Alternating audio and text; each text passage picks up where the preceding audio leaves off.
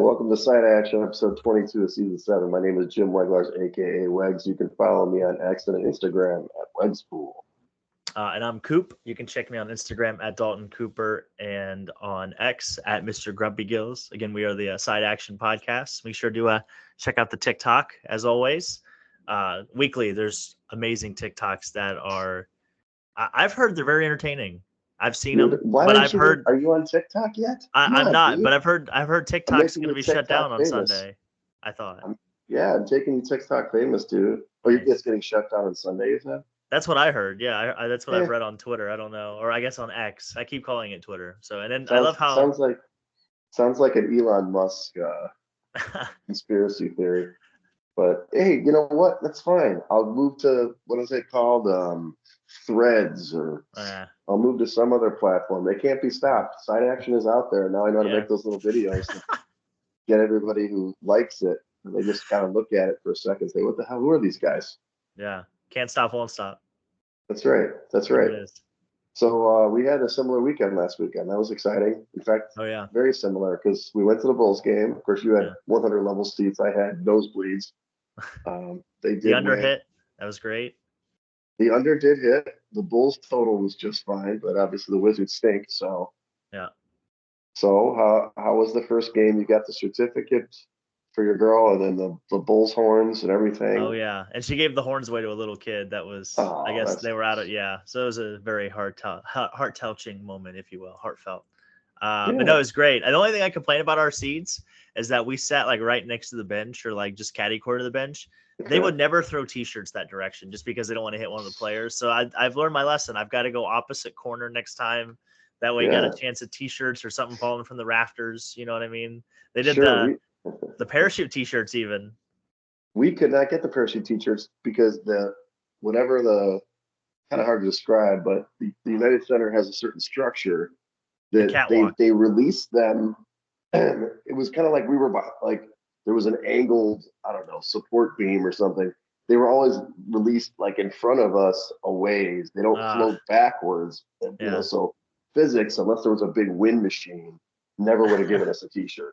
And we were way so far up they couldn't. I was waiting for the T-shirt gun. I think they outlawed those because those will kill people, right?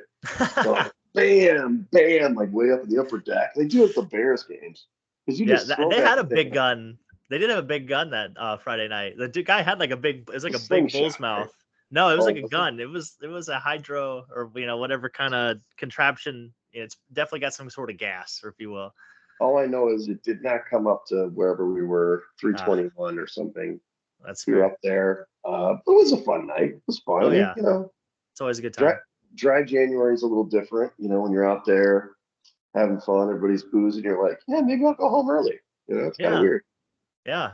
Caught the back end of the football game, I'm sure. I just literally watched Jack Sawyer get that strip sack literally in the back of the Uber on the way home. And I was like, oh, my God. Spoiler alert. But, it was awesome. Like, we were downstairs watching, and all of a sudden I'm, like, talking to some people, but I'm like, oh, my God, pretty incredible. And then on Saturday, we went to James's White Elephant Party. That was a good time. First time for me. Really? Yeah, I've never been. First of all, this is our new co-host. I don't know if you can see this little guy. Nice. You see this? Yeah, you're possessed by an owl. This is the owl that I didn't actually win at the thing, but I was very nice to the woman who did not want to have it. So I gave her my crappy whatever holiday vodka and vegan nail polish, I believe is what it was. Nice. So, making friends. Guess what? That's going back to the White Elephant Party next year. It's going to be right back in there. Maybe I'll put a candle next time to up the ante. If it doesn't get broken beforehand, I'm sure. Well, I mean, I'm going to keep it safe. Don't worry. Play catch with it here in the living room. So, and then on Sunday, you guys rolled on over. You came over for a little bit, watching some football. Yeah, shout out prime time. We did not make a big dent in the booze, which was it was really the purpose of the party, and it failed miserably. So I still have a cooler full of booze, and I didn't expect to drink all this wine here, Dalton. But I mean, my God, at least take a shot or something. Yeah. Well, I'm trying to. You invited the wrong sibling for that. Yeah, that's true. That's Yeah. true. But she's still taking medication for her shoulder. It seems like she hasn't been drinking quite as much. Maybe I'm giving her credit, but credit is not due. Either way, she's a champ.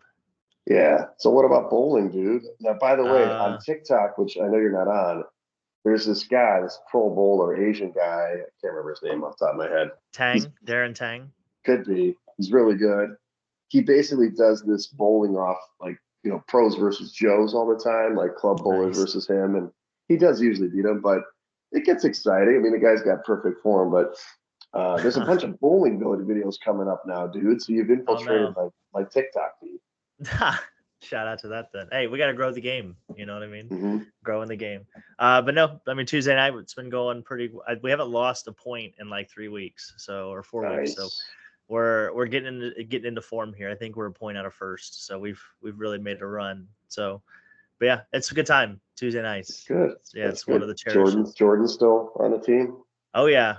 Nice. Jordan, Caesar, trying to get Caesar out of a slump right now. He's been in a slump for about 6 weeks. Well, shout out to Caesar. It's his birthday today. Yeah, there it is. Maybe that's the turning point we need. So we'll see what happens. You need to be a little more wiser. You also got a little Chinatown. I forgot to mention that. Oh, that's right. Saturday? Yeah, we did. I had my soup dumpling virginity taken, so that was fun. It's about time. Yeah, I couldn't agree more. But yeah, it was really good. Linnea, kind of knew her way, or kind of showed me the spots that she has or whatever. So that was pretty good. I always like the Asian candy spots too, just because there's so many different flavors. I can't remember what the hell they're called, but like the pack of like 2 things, and there's probably 50 different flavors. Yeah, the Chinatown's awesome. I mean, I'm not salty because I lost that project there, but I was down there quite a bit for a while there, and there's all those little stores, but also great eateries. I still have yet to go to 9 Bar, dude. 9 Bar is supposed to be this great cocktail bar. It's on my list. It's on the list. Yeah. On the phone here. It'll be on there post dry January. So nice. Okay. Yeah. So who we taking to the shed this week? I know Jimmy Wegs might be making it. You just gotta give him payback after last week. So what do you got? We're going to start with 3-point streaks. So 3-point streaks are going to the shed. So for the first time since February 19th of 1995, the Iowa State women's basketball team failed to make a 3-pointer in a game. So 945 games, in case you were keeping track at home. They went 0 of 8 from 3-point range. I believe it was Monday night when this happened. But just only 8 attempts. I mean, they won 71-58, but the coach even said afterward, like if we gave a darn or a rip about history, we obviously would have, chucked up 15, 16 more, but why not go for history? I mean, why not keep that going? I mean, Iowa State women's basketball isn't really known for much. I mean, the men's program is much better this year, but the women, just to keep, just a little piece of history, so putting a 3-point streaking in the shed. Yeah. The Lady Cyclones. Let's do it. I like your stat here. The UNLV has the streak though, like for the men's side, huh? Yeah, for the men's side, they have 1,243 games in a row, and then Duke is 1 game behind them. So that's probably closer to 95. That's pushing 30 years. That's 29. Maybe it's like 35 years or something. That's quite a bit. Give or take. Yeah, I mean, you got to remember all the dominant days of the 90s of UNLV and even the 80s. So. Oh yeah, the Bobby Hurley Duke team. So they're right there. Yeah. So who's the second guy on the list? I want to know about this. Yeah, absolutely. So I also have Saquon Barkley, anytime touchdown scores. I put them in the shed this week. So he had a breakaway run with like around 2 minutes left in the game and decided to take a knee. Obviously the classy move, but if anybody, there was a lot of social media turmoil about him going down because I guess a lot of people bet on him to score. So they're in the shed, and then this guy is joining them. Taking Wegs of the shed just because I heard all of this wisdom, if you want to call it that, all this malarkey about how the Vikings were gonna take care of the Rams, and then the rematch was set between the Vikings and the Lions, and it was booking. You could, sorry, pal. I tried to tell you that you shouldn't have donated that way, and I've taken you to the shed. I got all this pushback when I brought this up, and I just have to take my moment here. Take your moment, McVay. So now you're saying he's the second best coach, but I thought you said he's the best coach. So you thought he was better than Andy Reid, right? I feel like Andy Reid's 1 and Sean McVay is like 1A. I feel like you can't go. I feel like you put Sean McVay with Patrick Mahomes, he'd be just as good. Okay. The team would be just as good. I mean, he's got great hair. I'm not going to deny that. His spiky hair. Look, I know So. the bottom line is Sam Darnold happened. Apparently, people finally read the tape, watched the tape. They go 14-2, and then they go to Detroit, whose defense is sorry, and they just destroy them. And then 9 sacks. Sorry, they're still under for later, but 9 sacks of Sam Darnold. He's holding the ball forever. Just throw the ball, run the ball, do something. He was really bad. I mean, the fumble really was the big one, right? The strip sack. That was kind of the death in the coffin. It was like 10-3. I'm like, they're driving midfield. Oh boy, Sam Darnold, throw the ball away or just tuck it. I don't know what he was doing. Yeah. He just looked like he was just it's like I don't know, nature challenge, the little gazelle running from the lions out there. So yeah, nice call on the Rams. I'm still gonna go against them. Well, we'll talk about it later. Potentially go against them this week. I don't contend that they're a very good football team, but obviously they played inspired football, so they played very well. So yes, you were right. And the Vikings, let's just say Sam Darnold may have lost some money in the last 2 weeks, just a little bit. Oh yeah, he went from 50 million to probably 30 million real quick. I don't even know. Some people are like, "Welcome to the Canadian Football League." I don't know if he's going to get us. He'll probably play for Cleveland. What are you going to say? Oh, he definitely will get another shot. Yeah. So my guys, also kind of a crummy outing is the Chargers offense. We talked all kind of, these are very similar teams. Here's what I will say about the teams that didn't play well last week. Vikings, Chargers, you could argue the Steelers. These are teams that you and I probably didn't expect. Maybe the Chargers expected to go make the playoffs, but those other two teams we thought were not going to be very good. And so it kind of regressed to the mean. The Chargers offense, they just could not protect Herbert. He was running for his life and getting pounded constantly. But they had a chance. Early turnovers, they just couldn't cash in. And then all of a sudden, C.J. Stroud made that one play, and it looked like they just kind of curled up in the fetal position in the second half. And unfortunately, Herbert threw 4 interceptions, which is one more than he had the entire regular season. So I'm not throwing Herbert in himself because I think his offensive line had a lot to do with it. So Chargers offense, get in the shed. Yeah, first time in NFL history a man has thrown more interceptions in a playoff game than did the whole regular season. So that record may never be broken, honestly. Yeah, it's almost impossible. I mean, he's threw so few during the regular season. And then the other team is the Steelers. My God. And we talked about this. Mike Tomlin. I know McVay is definitely a better tactician than Tomlin, but Tomlin's a leader of men. He's obviously gone over 500 or 500 or better for his whole career. But this team can't win a playoff game anymore. Now, granted, they're playing Baltimore. They're awesome. But they're 0-5 since the 2016 playoff run when they lost at like New England or something in the AFC Championship game. So it's sad. I mean, it's kind of a sad situation. They sort of played okay in the second half. They closed on the stretch. Just when they got to the tough games, they kind of crumbled. And so, look, Mike Tomlin, you're great, but you're stinking the playoffs. So all the Steelers, find your way with the Chargers. Maybe you guys can work something out in there. End the season with 5 straight losses, ironically enough, too. Yeah, it's rough. So in Club Dub, we'll let you. I'm sorry, slow some. Yeah, who you got? Who you got? Go ahead. Well, I got Jaden Daniels. Yeah, I know. I want to hear all about it. First of all, don't get mad, dude. Jaden Daniels is my homeboy. I mean, he played like a veteran. The guy went in there. This is your first playoff game. You're on the road, Tampa. Now, granted, this game was actually a really good football game. It was fun to watch Sunday night. But he enters rarefied air. There's only one other guy in like the last 15 years that's won a road playoff game as their first rookie start. And that was Russell Wilson at Washington 12 years ago when he was playing another rookie and Robert Griffin III. So Daniels just made all the right plays. I mean, I think this week we'll see if it's different, but I love this guy. I've got his jersey on order. It's just it's sold out. Yeah, you can't get your hands on it fast enough. There's no way. And then your guy, Derrick Henry, this dude. I mean, we talked about Pittsburgh not playing in the playoffs. Well, it does help when Derrick Henry just 186 yards, 2 touchdowns. The guy was just a machine. And I mean, what's great about Henry is, first of all, he's over 30. We know that. It feels like he's getting better as the season going on, right? He's just getting stronger. How's that possible? Well, I feel like when they got ridiculed early in the season, he wasn't getting the ball, and I feel like this was the reason why they were trying to preserve this to where they can, they know they can hand it to him, 25, 30 times a game. Yeah.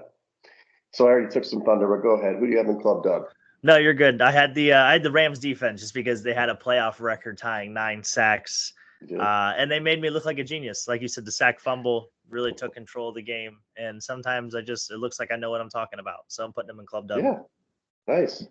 Yeah. They can get in there. They can talk through. Maybe they can start playing some defense against Jaden Daniels and Derrick Henry and see what happens. Just don't mess around, guys. It's a very expensive club dub. Art Murphy, primetime, who also was here on Sunday, he's put in a lot of money into that place. He's an investor in Club Dub, especially the Art Murphy Lounge. And cigar bar, and cigar bar, and of course, and off-track betting for his horse racing. And I'm telling you right now, do not let, if the NFC Championship game is Detroit versus LA in Detroit, oh God, to go to the Super Bowl, oh man, I'm telling you right now, the Rams, they may be a dark horse, Wegsy. You better get on the train before it's too late. It's probably too late already. I think the light has already changed. It's already driven past. I'll probably bet on them in that situation because they'll be the dog there. But we'll see. Okay, so let's recap college. We kind of alluded to this a little bit. First of all, the first game, Notre Dame on Thursday night, they kind of flipped the script. I mean, they were not playing great in the first half. And then all of a sudden, they just kind of found their offense, and it became a really fun game in the second half, just back and forth. Unfortunately, the young guy from Penn State, what's his first name? It's Alred is his last name. Mm-hmm. He made kind of a bad, ill-advised throw under pressure. They really gave the ball right back. Yeah, he's got a nice arm. He's a young kid, but obviously that just Notre Dame got stopped. They punted, then like 2 plays later they get the ball right at the 40 to set up the game-winning field goal. So Notre Dame makes it. So that was one leg of your parlay. Yeah, it was definitely the classic James Franklin galaxy brained himself. Like it looked like they were just going to run the ball out and go to overtime. They get like 13 yards on that run, and then all of a sudden it was like, "Ooh, fire drill! Let's go for the win!" And then, like you said, Drew Aller makes the mistake, and Notre Dame's kicker was on IR. I think most of the season, or he got hurt earlier in the year because they were like the worst field goal kicking team in the country this year when he was out, and he came back against Indiana, was his first game. So what's really funny is he missed his first kick back, and he hasn't missed since. So. Yeah. Again, these playoff games are going to come down to kickers, so take that into consideration. Pros and I don't think the college one will, but pros for sure. Yeah, and then you mentioned Ohio State, and obviously they're up 21-14 late in the fourth quarter. The Longhorns got the first and goal at the 1.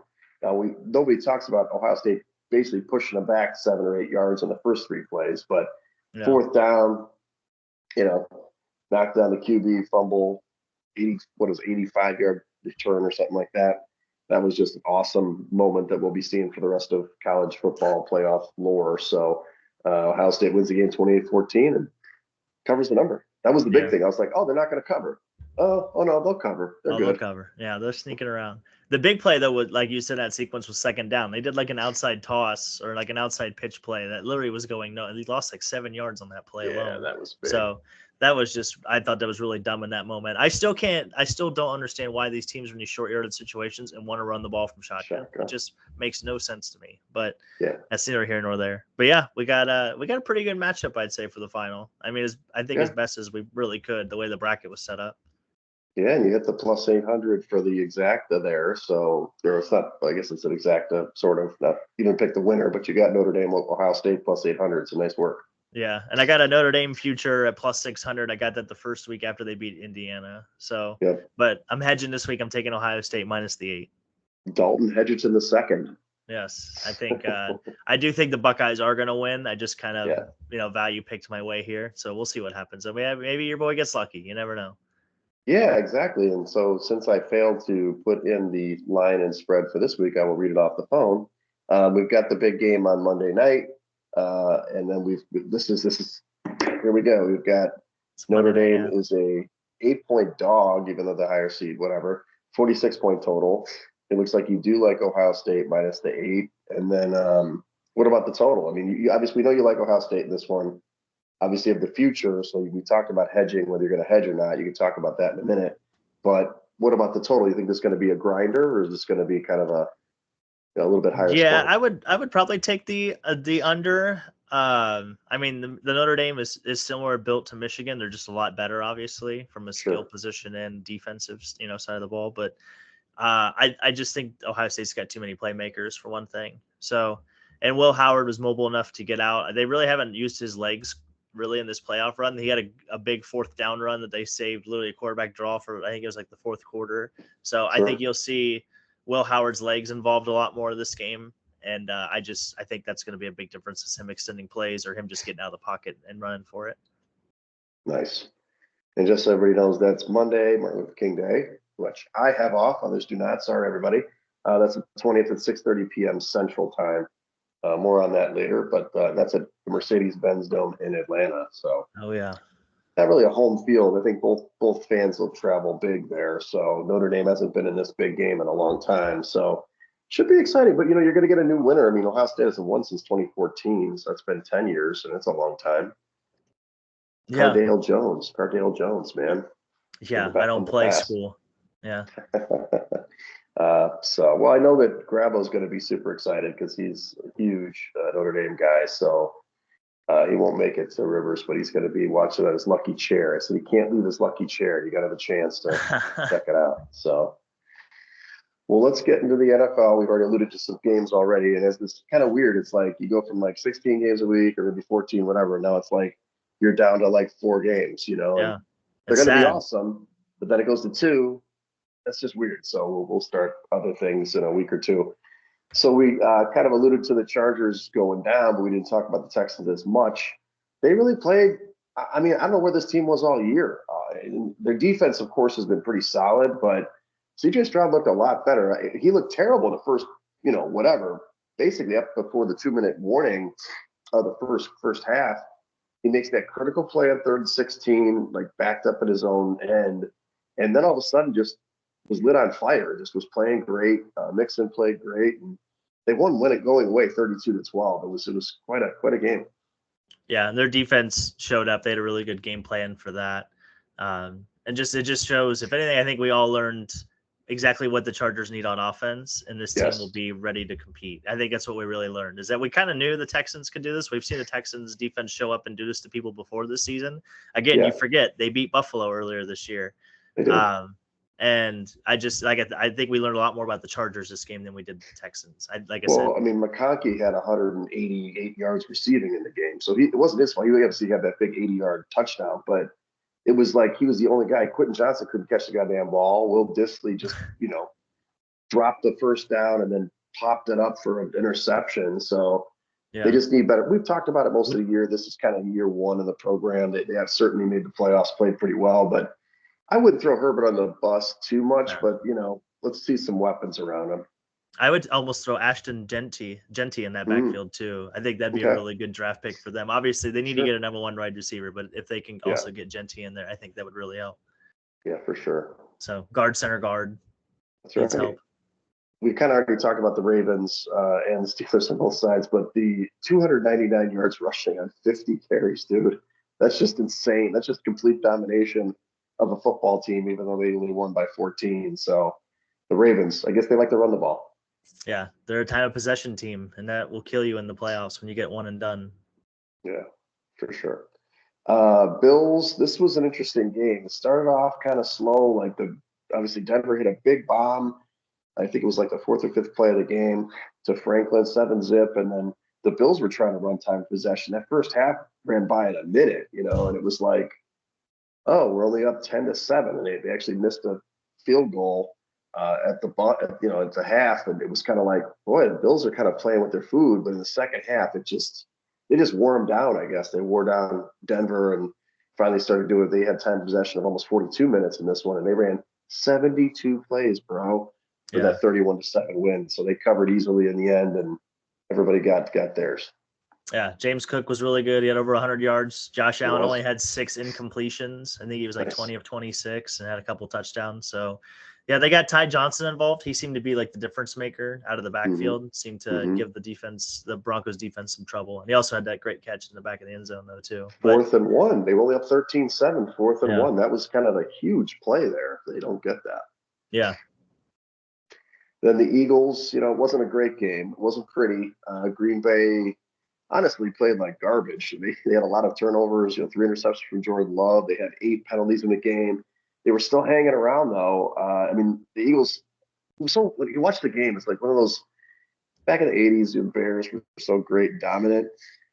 When they made a play like that, so like the opening kickoff, and the Eagles just pummeled that dude, and I don't think they really actually recovered that ball, but they got the fumble after that monster hit. I'm like, oh God, they're gonna punch the hell out of the Packers. But the Packers stayed in the mix. But in the end, they kind of got worn down, and 22-10 was the final. Eagles win and cover, probably unimpressively, but what can you say?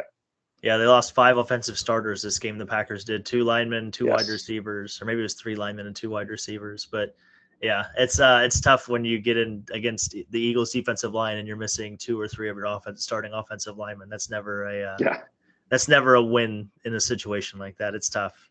Never winning recipe, right? Then the Commanders, look at the Commanders. Did we talk smack about the NFC East this year? My God, the Commanders, they go down to Tampa, played a really good football game. They really played an interesting style. I didn't expect this, but they essentially played keep away from that Tampa offense. They ran 69 plays of their own, never punted in the game, and really just Baker made one mistake, and it was kind of the game where they end up losing the game 23-20. But how about Zane Gonzalez? Not only did he play with his hair like 65 times before his kick, but he hits the doink, he hits the upright. Oh my God, I was like, he's going to miss this after they set up like a easy, whatever, it was like a 37-yarder. Yeah. Well, apparently they like to hit a natural draw, those kickers, those right-handed kickers, or the right-footed kickers. So yeah, Terry McLaurin was really good in this game. He's so good. The incomparable Terry McLaurin. Yeah, scary Terry. So they could run the ball pretty well or pretty decently. Honestly, he is their rushing attack. They have Eckler. Eckler was really good out of the backfield too. He made a big difference. But yeah, I mean, when Jane Daniels is their running game, like it's just a nightmare to play defense against. Yeah, he's tough. It's much like Lamar Jackson. Yeah, it's much like that. He's slippery. Doesn't take big hits, which is good. Hopefully continues that way. And then he makes critical throws. I mean, I think they're a team that they pick up another wide receiver or even a tight end. I know Zach Ertz has had a great year, but he's, up there. That'll make a huge difference because McLaurin's just a stud. Yeah, and if they can get a pass rusher on defense, a premier pass rusher, this team would be scary too. Right. And then your Rams, we already mentioned that, the couple big turnovers and the 9 sacks, and Sam Darnold I think he just got sacked again, just outside. Somebody knocked him down the street. Poor redhead. Don't pick on the gingers. It's not nice. I didn't pick the ginger. That's the thing. I know. That's sad. It's sad. But Kevin O'Connell, he all but wrote it off after the game. He's like, yeah, it was a special time. It was like, yeah. Oh, yeah, that was tough. Especially when you only lose to 2 teams all year. I know. That's what's really funny about their season is they lost 4 games, but to the same 2 teams. That's crazy. Yeah, and the first time was the whole face mask thing. Was that in the game that they did at this time where they called the face mask without the flag on the field? It was this game, right? Yeah, that was the Thursday night game, right? Yeah. Well, I'm saying that, yes, they didn't call it against Sam Darnold when he was in the end zone and his face got ripped off. But in this game, I thought they did call it a face mask on the Vikings when it happened, but nobody threw a flag, right? So it was like they did replay assist, but we'll throw the flag now. There was no flag on the field. It's weird. It's okay. They got a little home cooking here and there. There was also a questionable non-intentional grounding call, but they still beat it. That was athleticism by Matt Stafford. I don't know what you're talking about. Sure. The falling over. I could do that. Look at this. Yeah. I'll use the owl. Maybe it'll break. Nice. After that. Okay, so let's get in the divisional round. We got 4 games, 2 games on Saturday, 2 games on Sunday. We've got the Texans at Kansas City. This has gone up now to 8.5 for Kansas City at home favored, 41.5 point total. This is at 3:30 p.m. on CBS Central Time. It's not. I've gone back and forth on this one. Initially, typical Chiefs. I bet against the Chiefs with these big numbers because I just don't think they cover numbers. They did pick up the offense late in the season. They have everybody back. I get it. I think they're going to put on a laser light show in the first half because they've had so much time off. But if Houston doesn't fold, which of course they replayed this team recently, right? But I just think they're going to play better. I think they're going to play decent and hang in there. And so I would take the points. I know it's not advisable with Mahomes and Reed off the bye, but 8.5 is too good for them. See, I like Kansas City, but I like Houston in the first half. They're getting 5.5 points in the first half, so I'm kind of taking your strategy. I'm just taking it opposite. I think Houston doesn't cover tight ends very well. That's like their one Achilles heel. So I think maybe the first half they'll kind of have a little bit of a slugfest, but I think the second half the Chiefs will start to separate themselves, especially with defense with Chris Jones, everybody being healthy. Karlaftis, they should be ready to rock and roll. And I just think for the game, I would take Kansas City. I think they're bound for the AFC Championship game. Yeah, I can't bet against them. They're definitely going to win. So just a matter of how many. And they've actually covered some of these games, even games that they shouldn't have covered. I think it was the year that the Browns went in there and Mahomes got hurt. They still covered the number, even though it was like, oh, they're going to lose this game. Remember Jacksonville a couple of years ago? They fumbled inside the 10. Like, they've still somehow covered in this spot, so I get it, especially in the divisional round. Second game is Washington and Detroit. This is at 7 p.m. Central on Fox. Detroit's all the way up to a 9.5-point favorite, 55.5-point total. And I love Jaden Daniels. He's like my son now. Come here, child. The problem is, I don't know. I just feel like they had all the magic last week. Obviously, if they win this one, I will believe in them, even more. But I think it is, they're going to turn to a pumpkin. Unfortunately, I think they're going to lay the wood. Detroit's going to lay the wood. I also like Washington under their team total of 22.5. So sorry, guys. I'll root for you internally, but I think Detroit's going to take care of business. See, I'm kind of on the Washington train here, just because I think Detroit's defense is so suspect. So we know that. Yeah, sure. If they can get one or two turnovers, then Washington, could hang around. Though Jared Goff doesn't, turn the ball over too frequently, unless he's playing in Houston, I guess. But David Montgomery's coming back too, so that's also part of my. I don't know what to do. I just don't know how healthy he's going to be. But I do like Jaden Daniels' rushing prop here. You can go 70 yards or more for plus 165, or you can do 80 or more for plus 245. So I definitely could see him running for 100 yards. Honestly, I could see that happening, especially, like I said, with how much zone the Detroit defense likes to play. I think that could be very favorable. But I'm with you. I think you got to take. Actually, I think I'm against you because I think I would take the points here. I think Jaden Daniels would find a way to get that back door. I'm believing in your quarterback. Wow, look! I know, and I'm glad you do. I'm glad you do. I just think that, look, they got the win. They played great. But they in the end still barely beat Tampa.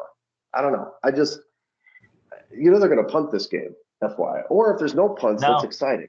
I was going to say, I love the over in this game too for that reason, just because both teams are going to go for it. Like, they don't really give a damn.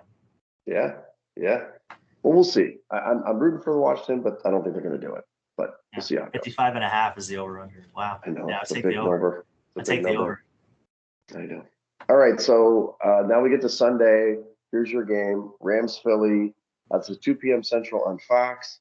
It's 6-point favorite for Philly at home, 44-point total. I think it opened at 6.5 and came down. A lot of people were shocked at this one. Look, you do the metrics, man. I'm just telling you. I get it. The Rams have played good down the stretch, even though they didn't play that many great teams. And Philly looks kind of like garbage, especially with, Jalen Hurts where he's at.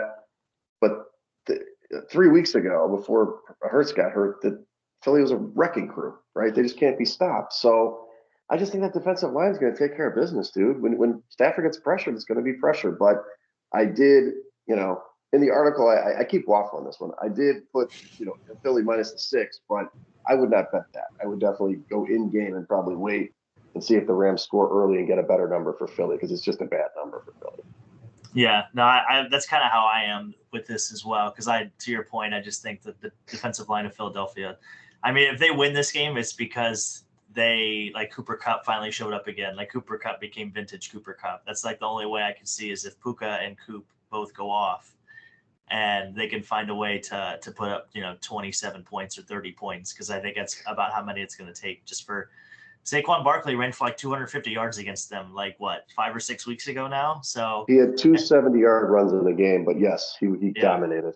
Mm-hmm. So I have a hard time getting that out of my head. So my heart is telling me the Rams, but my head's telling me the Eagles. So I would take the Eagles. But again, to your credit, I think it's better if you can get it 4. Yeah. I mean, that's what I'm saying. Maybe Rams scored an early touchdown. see if it goes to 4.5, jump on that, or, it could be low scoring early, and then the Eagles kind of figure it out and wear them down, because I do think, Jared Verse, really good ball player. They've got some guys flying around up front, but I think they're still smaller, right? I think they're going to get beat up over time by that Eagles offensive line, and the defensive line they just don't give a shit. I mean, it was like you look at Green Bay, they've got kept getting hurt because these dudes are laying the wood. And I know Green was a little soft, but we'll see. I think Nakua is obviously, he can really run after catch, so he can make a difference there. I think the important one is Williams. Can Kyron Williams have a really good game, especially actually running the ball, to try to just keep the Eagles off the field so they're not getting worn down defensively. That's what I'm looking at there. Yeah. Okay, last game, Baltimore at Buffalo, the big highlight game, 5:30 p.m. Central on CBS. You've got it open. This is an interesting game. Open is Buffalo plus or -1 at home, and now it's flipped over where Baltimore's favored by 1. I think they're actually 1.5-point dogs initially, Baltimore. So, the money started pouring in on Baltimore, which I think is right, 51.5-point total, battle the MVPs, all that kind of stuff. I don't know. I'd just be really surprised if Buffalo can win this game, only because I just think their defense is small, similar kind of logic. And as great as Josh Allen has been, he's amazing. He's incredible. He's going to run around. He's going to try to make plays. I think Baltimore's defense has played so much better the last 7 games that they're gonna put him on the ground. He's going to get hit a lot. So we'll see what happens. But I think Baltimore wins this going away easily. Oh, he's going it's going to be like the Sunday night game again. It's just well, going to be I over know that one they didn't have some guys on defense for that one, but I would do alt spreads. I would maybe 3.5, 4.5. Get up there and see if I get some plus money on that, because I think they're going to win this one, unless there's obviously, we can't predict the Ravens meltdown. They do it every friggin' year in the playoffs, but they're better than Buffalo. They're just better than them. Yeah, I'm with you. I think the offenses are kind of equal, but yeah, those defenses are the same. And you got an all-pro in Kyle Hamilton. Again, since he's moved to the back end, it's made a huge difference in this defense. And yeah, I'm with you. If I would have gone Baltimore early in the week, I was trying to get Baltimore early in the week when they were an underdog, and I got them, and now I got them as a favorite too. So yeah, I think you go with Baltimore. Just Harbaugh, I think, is going to they'll find a way. Hopefully. Honestly, does Buffalo have the better kicker? That's what's going to, I'm just thinking, it's going to come down to a kick, and Justin Tucker's been suspect at best this year. God, I hope he doesn't come down to the kick, because he's been singing too much opera. He's not focusing on the kicks anymore. And it's cold up there. It's going to be a little frigid. As you know, there's a big cold front we're moving through. So that's the only thing. I guess Lamar also has said that he doesn't like playing in the cold. Don't say that. Come on, dude. Let's go. So. But if they end up winning this game, they go to Kansas City, which also could be really frosty. I think it's supposed to be pretty cold on Saturday too. Yeah. So the best bets, I do like Baltimore -1 and alternate spreads on up. I like Detroit lay in the wood 9.5, and then I do Washington team total under the 22.5. I didn't talk about this with Kansas City. I think Xavier Worthy, who I've loved down the stretch, I'd take all his props this week, over 4.5 receptions, over the 50.5 yards, which is probably up now. And his longest reception over 20.5. Anytime touchdown plus 163. They've been really using him in a variety of ways. So I really like his. Maybe I'd go combined yardage instead of this receiving yardage. Yeah, no, for sure. I like that too. My picks this week, I'm going with Washington at the 9.5. I'm similar to you, except I'm going to tight end here. I'm taking Noah Gray. You can get 25 yards or more at plus 260. You can even run the ladder with him. He's been productive, even with Travis Kelce in the lineup. He's had a career year this year. They've kind of been looking for him. And, like I said, Houston struggles to cover tight end. So if they decide to dogpile Kelce, someone's got to be open. So I like your logic with Worthy, but I'm going to take Noah Gray. I like the Buffalo and Baltimore over 51.5. I think Josh Allen will find a way to score 2 or 3 touchdowns, even if he's got to run him in himself. But I do think Baltimore's going to win the game. So I think you're looking 28-27 or maybe 28-25 or somewhere in that range. So, yeah, I'm taking Baltimore -1. And then I'm taking Jahmyr Gibbs with rushing and receiving over 150 yards at plus 260. Okay. So I think Bucky Irving wasn't utilized enough for the Buccaneers this last game. And I think when he was utilized kind of early in the game, he was very successful. He was, 5, 6, 7 yards at a time. getting the ball out of the backfield. I just think Washington's going to be focused on Amon-Ra, and maybe even Sam Laporta. They still have Jameson Williams, and they still have Tim Patrick, who's had a pretty good year with them this year. So a lot of mouths to feed, but I think Jahmyr Gibbs makes that place go, and we still don't know how healthy David Montgomery is. That's true, and Gibbs is just sizzled down the stretch. We kind of talked about that last week, so I like that pick quite a bit. I didn't tell you where I'm sitting on my futures. I probably should tell you that now. So I ended up getting in game when they were kind of losing. I got Buffalo plus 500 to win the Super Bowl, right? So that means I'm going to roll with Baltimore this week, regardless, even on the money line. And then obviously I had that Eagles ticket, 6.5 to 1. So those are the only ones I've got. So obviously I need those teams to win to get in a position to become James Hedgerton, the fourth Esquire again. So because Kansas City clearly is a team, although the Lions are technically the Super Bowl favorite right now, but Kansas City's short shot behind them. If they beat the hell out of Houston, your odds are going to go way up. So or way down, I guess you'd say. So we'll see what happens. This is the week to kind of get into the championship, get the Final Four. If I get a couple, on each side of them in good shape, or just roll with it, Yeah. So this weekend we got we mentioned obviously Caesar's birthday is today, but his karaoke party's on Saturday. I've got Matt Stanford's birthday because he turns 40 on Saturday. Nice. So I'm going to go to that first. We'll see how it all. Oh yeah, I should have told you that. Typical Lee. So Lee messaged me, I don't know, Monday or something. Hey, are you free to drive to the airport on Friday? I'm like, what? What's with this guy and no Ubers? He's really trying to save money. But in the end, he's like, you can use my car when I'm gone, because he's going to Extapa for the Mexico trip. Oh, yeah. So I'm like, I guess so. The only problem is I've got to pick him up at 9 at night. It's like night. He has a flight at midnight, for Christ's sake. Oh, so, nice. But I will have the car, which is nice, because then I can go to Progression. I'm playing a Progression on Saturday and Sunday with our guy Phil, aka Mitch. And nice. And then on Monday, Rivers, gonna go over. I know you can't make it, but gonna roll some bones. Hopefully, watch some of the game. I hope to watch. If it's a competitive game, maybe I'll stay. If it's a blowout or something, maybe just the first half. So yeah, I mean, the way XRP is going, we're gonna have a lot of bones to throw. So, What about? So you've got this basketball gig on Monday. Yeah, I'm doing a high school video shoot. So all day Monday, there's 3 different games. I think the first game I'm doing stats, but the other 2 games I'm actually doing more video. So should be a good time there. And then where is it again? Where did you say it is again? I knew you were going to ask me that. Sorry. I know this is really good podcasting. Hang on. This is all. I didn't mean to put you on the spot. I should have told you. Let's see here. Fenwick High School. Oh, Fenwick, Oak Park. Yeah. I probably still have, I still have cousins that go to school there. They don't play basketball. They're more wrestlers, but I have 2 cousins that go there. Let's see. They're Weglars? They are Burns. Nice. Yeah, that's my mom's side. So cousin Melissa married a Burns. And so she's got 6 kids. 3 have gone through the system, and now this is number 4 or 5 and 4. 3 have gone through. 4 and 5 are in at Fenwick right now. Nice. There it is.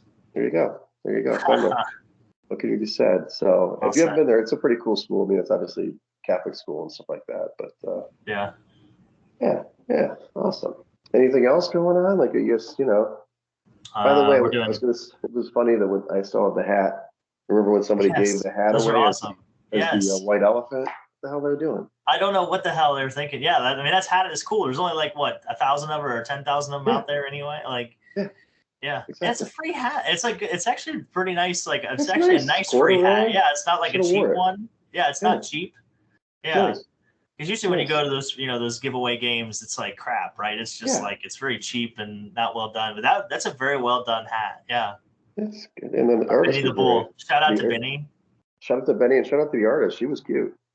Yeah. Oh, she had. I felt like a lot of Botox done, but that's neither here nor there. Oh, really? I didn't get that close to the. It was on the Jumbotron.